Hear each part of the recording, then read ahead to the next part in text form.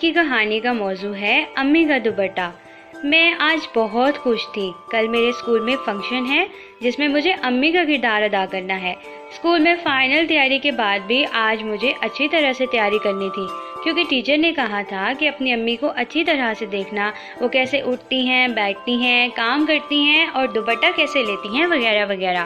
آج چھٹی تھی مگر اس کے باوجود میں صبح ہی جاگ گئی۔ سارا دن میں امی کو دیکھتی رہی کہ وہ کیا کیا کام کس طرح سے کر رہی ہیں۔ رات کو اچانک یاد آیا کہ جو کپڑے مجھے کل پہننے ہیں اس کا تو دوپٹہ ہی نہیں تھا۔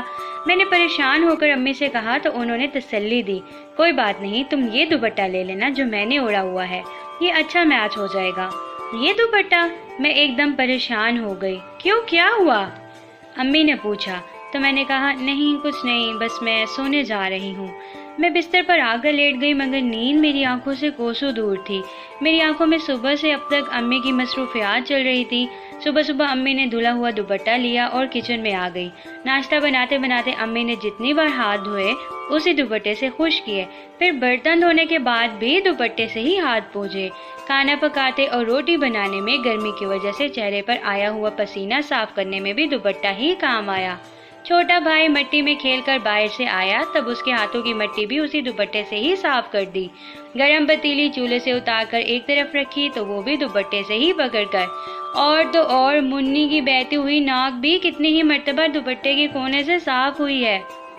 اوف، میں یہ دوپٹہ کیسے لوں گی؟ میں یہ سوچتے سوچتے سو گئی۔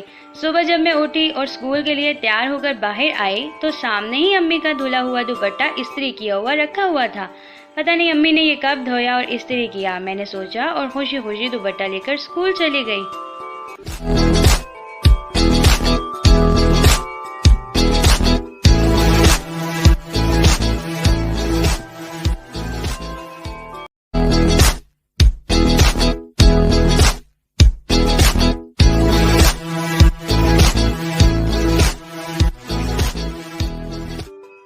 آج کی کہانی کا موضوع ہے اپنا اپنا کام۔ گاؤں میں ایک دھوبی رہتا تھا جس نے ایک گدھا، ایک کتا اور ایک مرغا پال رکھا تھا۔ دھوبی کے ساتھ جب گدھا گھاٹ پر جاتا تو کتا بھی اس کے ساتھ چلا جاتا تھا۔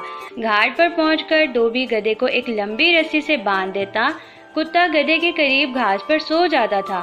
ایک دن مرغے نے کتے سے کہا تم دونوں آپس میں دوست ہو مگر مجھے اپنا دوست نہیں سمجھتے۔ کتے نے جواب دیا تم بھی ہمارے دوست ہو، ہم ایک ہی گھر میں رہتے ہیں اور ہمارا مالک بھی ایک ہے۔ مرغے نے کہا تم گدھے کے ساتھ باہر جاتے ہو، میں تمام دن گھر کے چھوٹے سے شہر میں گھومتا رہتا ہوں، میرا دل بھی چاہتا ہے کہ تم دونوں کی طرح باہر جا کر سیر کروں اور دنیا کی رونق دیکھوں۔ کتے نے مرغے کو سمجھایا ہر جانور اور ہر انسان کا کام مختلف ہوتا ہے۔ گدھا بوجھ اٹھاتا ہے، میں تمام رات جاگ کر گھر کی رکھوالی کرتا ہوں، لیکن تم تمام دن سکون سے ادھر ادھر پھرتے ہو، تمہیں تو اللہ کا شکر ادا کرنا چاہیے کہ تمہیں کوئی کام نہیں کرنا پڑتا۔ مرغا کتے کی باتوں سے مطمئن نہ ہوا اور بولا کل میں تمہارے ساتھ گھاٹ پر جاؤں گا اور پھر ہم سب شام کو واپس گھر آ جائیں گے۔ دوسرے دن جب دھوبی حسب معمول گدھے پر میلے کپڑے لاد کر چلنے لگا تو کتے کے ساتھ مرغا بھی چل پڑا۔ دھوبی کو معلوم نہ ہو سکا کہ اس کے پیچھے آج مرغا بھی ان کے ساتھ گھاٹ پر جا رہا ہے۔ گھاٹ پر جا کر دھوبی حسب معمول کام پر لگ گیا اور گدھے کو ایک لمبی رسی سے باندھ دیا۔ کتا بھی خاموشی سے درخت کے سائے میں لیٹ گیا۔ مرغا ٹہلتا ہوا ذرا دور نکل گیا۔ اچانک قریب ہی گھومتے ہوئے ایک آوارہ کتے نے جب مرغے کو دیکھا تو اس کے منہ میں پانی بھر آیا۔ اس کتے نے مرغے پر حملہ کر دیا۔ مرغا چوکنا تھا لہٰذا وہ فوراً چھلانگ لگا کر ایک دیوار پر چڑھ گیا۔ دھوبی کے کتے نے دیکھا کہ کوئی دوسرا کتا اس کے دوست مرغے کو پکڑنا چاہتا ہے تو اس نے زور زور سے بھونکنا شروع کر دیا۔ کتے کی آواز سن کر دھوبی بھاگا آیا تو وہ حیران رہ گیا کہ آج ان کے ساتھ مرغا بھی آ گیا ہے۔ دھوبی کو بہت غصہ آیا۔ اس نے مرغے کو ایک ٹوکرے میں بند کر دیا۔ گھر آ کر اس نے اپنی بیوی کو نصیحت کی کہ اس مرغے کو ڈربے سے باہر نہ نکلنے دینا۔ اس دن کے بعد مرغے کی گھر بھر میں پھرنے کی آزادی بھی ختم ہو گئی اور مرغا تمام دن ڈربے میں قید رہتا۔ آخر ایک دن مرغے نے کتے سے کہا میں نے تمہاری بات پر عمل نہیں کیا تھا اس لیے میری آزادی ختم ہو گئی ہے، اب تمام دن ڈربے میں قید رہتا ہوں۔ کتے نے مرغے کو سمجھایا کہ جو بھی دوسروں کے کام کو آسان اور اپنے کام کو بوجھ سمجھتا ہے وہ ہمیشہ ناخوش رہتا ہے۔ اپنا کام نہایت دل لگی اور محنت سے کرنا چاہیے۔ دوسروں کے کام آسان اور فائدہ مند نظر آتے ہیں، مگر قدرت نے ہر ایک کے کام الگ الگ مقرر کر دیے ہیں۔ مرغے نے کتے کا شکریہ ادا کیا اور عہد کیا کہ آئندہ وہ اپنے کام سے کام ہی رکھے گا۔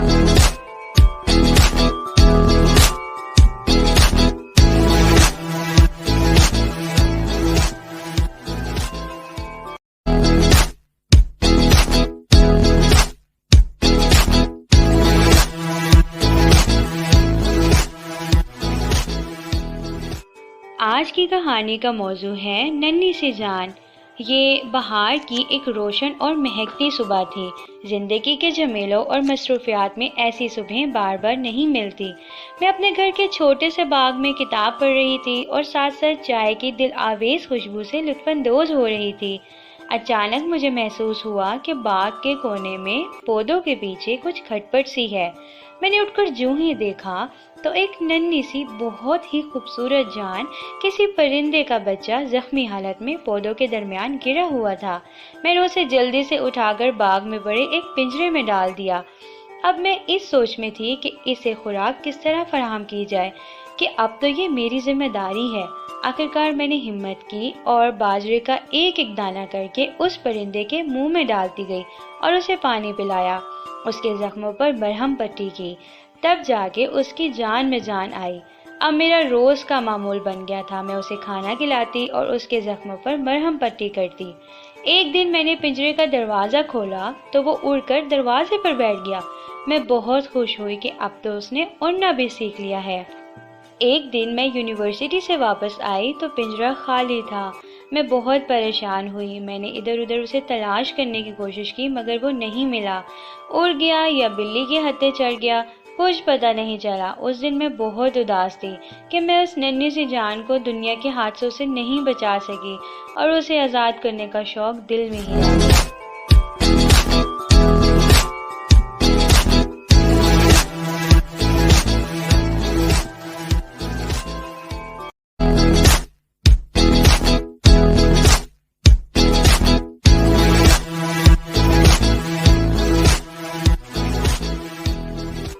تو آج کی کہانی کا موضوع ہے اوٹ پٹانگ۔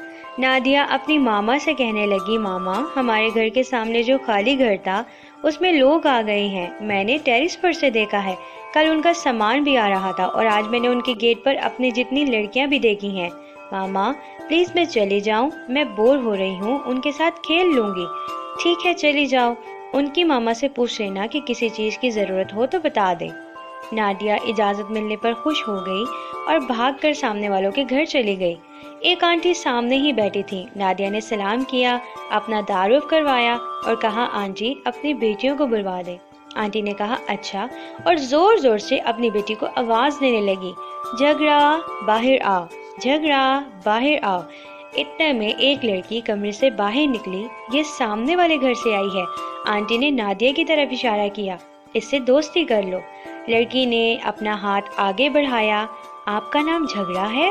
نادیہ نے اس سے ہاتھ ملاتے ہوئے کہا، اصل میں یہ بہت جھگڑالو ہے، ہر بات پر لڑتی تھی، اس لیے ہم نے اس کا نام جھگڑالو ہی رکھ دیا، آنٹی بولی۔ نادیہ کو بہت ہنسی آ رہی تھی لیکن ضبط کر کے بولی، آ جاؤ کھیلتے ہیں۔ ٹھیک ہے، وہ لڑکی بولی۔ نہیں، پہلے مہمان بچی کے لیے شربت تو بنا لاؤ۔ آنٹی نے کہا، میں بناؤں؟ جھگڑا ایک دم غصے میں آ گئی، میں صبح سے کام کر رہی ہوں، آپ بے وقوف سے کہیں وہ کوئی کام کر لیا کرے۔ جھگڑا نے سچ مچ جھگڑا شروع کر دیا اور زور زور سے آواز دینے لگی، بے وقوف بے وقوف۔ باہر آ کر آواز سن کر لڑکی کے پاس آئی اور جھگڑا بولی، جلدی سے مہمان کے لیے شربت بنا لاؤ، اور وہ اچھا کہہ کر اندر چلی گئی۔ تھوڑی دیر بعد ایک ٹرے میں کپ لے کر آ گئی۔ اوہ، آپ چائے لے آئی ہیں؟ سوری، میں چائے نہیں پیتی، آپ یہ آنٹی کو دے دیں۔ نادیہ بولی، نہیں نہیں، یہ چائے نہیں ہے، یہ شربت ہے۔ وہ لڑکی بولی، اور تم شربت چائے کے کپ میں لے آئی، اسی لیے تو تمہارا نام بے وقوف ہے، آنٹی نے کہا۔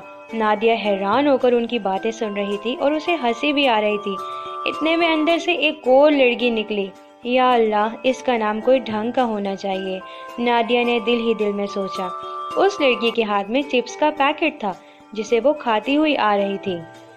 अच्छा तो पेटू, तुम्हें मिल गई फुर्सत खाने से, बेवकूफ ने कहा। अभी अंदर चावलों की प्लेट साफ कर रही थी और अब मेरे चिप्स का पैकेट खा रही हो, झगड़ा गुस्से से बोली। पेटू तुम्हारी बड़ी बहन है, उससे मत लड़ो, आंची बोली। चलो आओ स्टेशन पर गेम्स खेलते हैं और साथ साथ चॉकलेट भी खाते हैं, पेटू ने कहा। नहीं नहीं, अब मैं चलती हूँ, फिर आऊंगी, नादिया ने खिसकने में ही आफियत समझी। घर आकर उसने अम्मी और भाई को ये सब कुछ बताया तो उन्होंने यकीन ही नहीं किया, बल्कि भाई ने कहा कि तुम ऊट पटांग बातें कर रही हो, ऐसे नाम तो किसी को हो ही नहीं सकते, बल्कि तुम्हारा नाम ही आज से हो गया ऊट पटांग।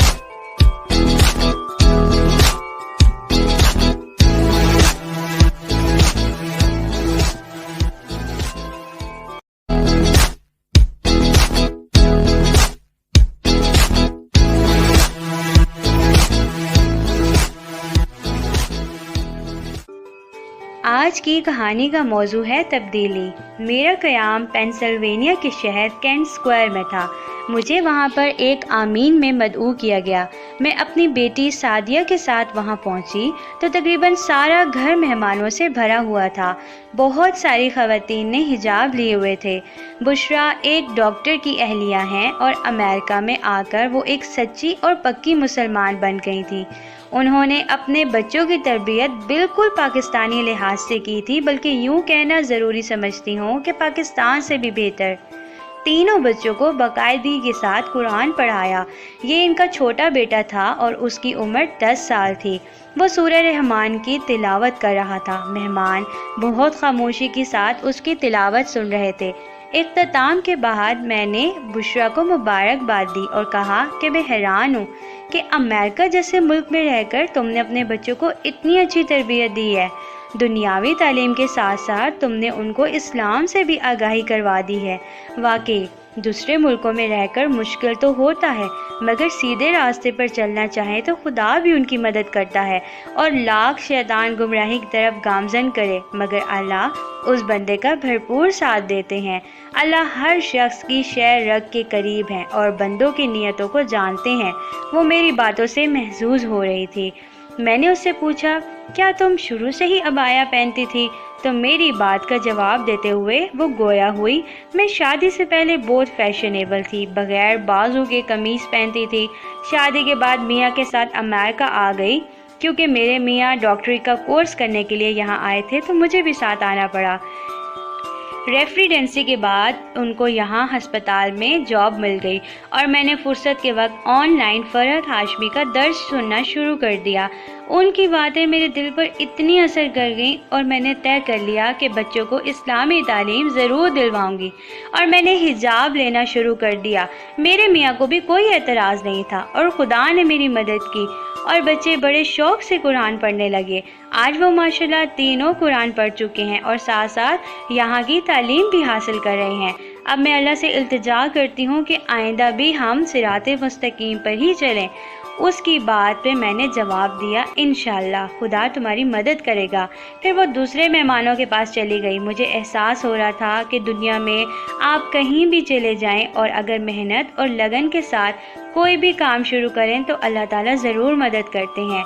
मुल्क जितना भी आज़ाद हो, मगर घर की तालीम को नज़रअंदाज नहीं किया जा सकता, क्योंकि एक बच्चा जब पैदा होता है तो उसका जहन एक कोरे कागज़ की तरह होता है, कोई नक्शो निगार नहीं होते। साफ शफाफ आहिस्ता आहिस्ता घर की तरबियत से नक्शो निगार बनने शुरू हो जाते हैं, अच्छे भी और बुरे भी। बच्चे को कहा जाता है झूठ बोलना बुरी बात है और वालिदैन हर बात पर झूठ बोलते हैं तो उनका नन्हा सा जहन इनकी बात पर अमल करने से कासिर हो जाता है। बच्चे को तालीम नहीं दी जाती, बल्कि वो अपने घर के माहौल से तालीम हासिल करता है, अच्छी भी और बुरी भी। तो हमें कोशिश ये करनी चाहिए कि जो बात भी हम बच्चे से कहें हम उस पर पहले खुद अमल करें। پھر اس کے ذہن میں کوئی کنفیوژن نہیں پیدا ہوگی۔ نیک اولاد جب بڑی ہو جاتی ہے تو والدین سکھ کا سانس لیتے ہیں، اور اگر خدا نخواستہ تربیت میں کمی رہ جائے تو والدین کو بڑھاپے میں بہت سی تکلیفوں کا سامنا کرنا پڑتا ہے۔ آخر میں یہ ضرور کہوں گی کہ خدارا اپنے بچوں کو اچھی تربیت دیں تاکہ وہ اپنے والدین اور اپنے ملک کا نام روشن کر سکیں۔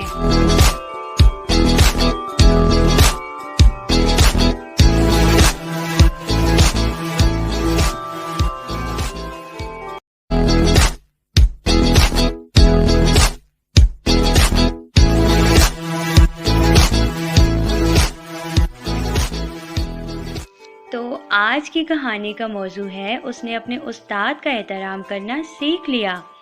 ہاشم ناہم جماعت کا ایک ذہین طالب علم تھا۔ وہ ہر ٹیسٹ اور امتحان میں اول آتا تھا۔ پھر رفتہ رفتہ ایک شرارتی دوست کی صحبت میں اس کا دھیان شرارتوں کی جانب ہو گیا۔ سب بچے اس کی چھوٹی چھوٹی شرارتوں سے محظوظ ہوتے۔ ہاشم اسے اپنی کامیابی سمجھتا۔ دیکھتے ہی دیکھتے ہاشم کی چھوٹی چھوٹی شرارتیں بڑی شرارتوں میں بدل گئی۔ چٹکی کی جگہ تھپڑ اور مکوں نے لے لی۔ اب اس سے بچے تنگ ہونے لگے تھے۔ بچوں کے والدین ہاشم کی شکایتیں لے کر اسکول آ جاتے۔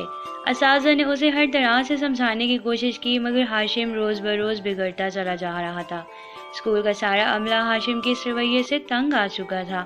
اساتذہ کے فرائض میں سکھانا شامل ہے، اور جو بچے اساتذہ سے کچھ سیکھ جاتے ہیں انہیں زندگی میں دھکے نہیں کھانے پڑتے۔ اساتذہ اپنا فرض نبھاتے رہے اور ہاشم اساتذہ کی باتیں ہوا میں اڑاتا رہا۔ وقت گزرنے کا احساس تک نہ ہوا اور امتحان سر پر آ پہنچا۔ ہاشم کو یہ گوارا نہیں تھا کہ کامیابی میں اس سے کوئی آگے نکل جائے۔ اس نے سنجیدگی اختیار کرتے ہوئے کتابوں پر نظریں جما دی۔ وہ یہ دیکھ کر حیران رہ گیا کہ ایک سطر بھی اس کی سمجھ میں نہیں آ رہی تھی۔ اس نے بہت زور مارا مگر دماغ نے اس کا ساتھ نہیں دیا۔ امتحان میں بس 2 دن باقی تھے، مگر ہاشم مناسب تیاری نہیں کر پا رہا تھا۔ وہ مقابلے سے پہلے ہی اپنے آپ کو ہارا ہوا دیکھ رہا تھا۔ اس پریشانی میں وہ اپنی تمام شرارتیں بھول گیا۔ سر رضوان نے اس بات کو محسوس کر لیا۔ انہوں نے ہاشم کو اسٹاف روم میں بلوایا اور وجہ پوچھی۔ ہاشم کافی گھبرایا ہوا تھا، مگر سر رضوان کا شفقت بھرا لہجہ دیکھ کر اس نے ہمت کر کے ساری پریشانی بتا دی۔ سر رضوان بولے، ہاشم، کیا آپ با ادب با مراد کا مطلب جانتے ہیں؟ جی سر، بڑوں کا ادب کرنے والے کو کامیابی ملتی ہے۔ ہاشم فوراً بولا، بالکل درست کہا، علم کا تعلق بھی ادب سے ہے۔ اگر آپ واقعی زندگی میں جیتنا چاہتے ہیں تو علم سے جڑی ہر چیز کا ادب کرنا سیکھیں۔ یاد رکھنا، اگر علم کا سب سے بڑا سرچشمہ استاد ہوتا ہے تو استاد کی توہین کر کے آپ کبھی بھی کامیاب نہیں ہو سکتے۔ سر رضوان کو اس سے آگے بولنے کی ضرورت ہی نہیں رہی تھی، کیونکہ ہاشم کی ندامت اس کے آنسوؤں سے ظاہر ہو چکی تھی۔ ہاشم نے سر رضوان سے معافی مانگی اور عہد کیا کہ وہ آئندہ کبھی بھی استاد کی توہین نہیں کرے گا۔ دن رات ایک کر کے ہاشم نے محنت کی اور امتحان دے دیا۔ جب نتیجہ نکلا تو پہلی 3 پوزیشنز میں سے ہاشم کا نام نہیں آ سکا، مگر وہ پاس ہو گیا۔ اس کے لیے یہی بہت تھا۔ اتنا خوش وہ کبھی اول آنے پر بھی نہیں ہوا تھا جتنا وہ آج تھا۔ اس نے استاد کا احترام کرنا سیکھ لیا تھا اور اب وہ با ادب ہو چکا تھا۔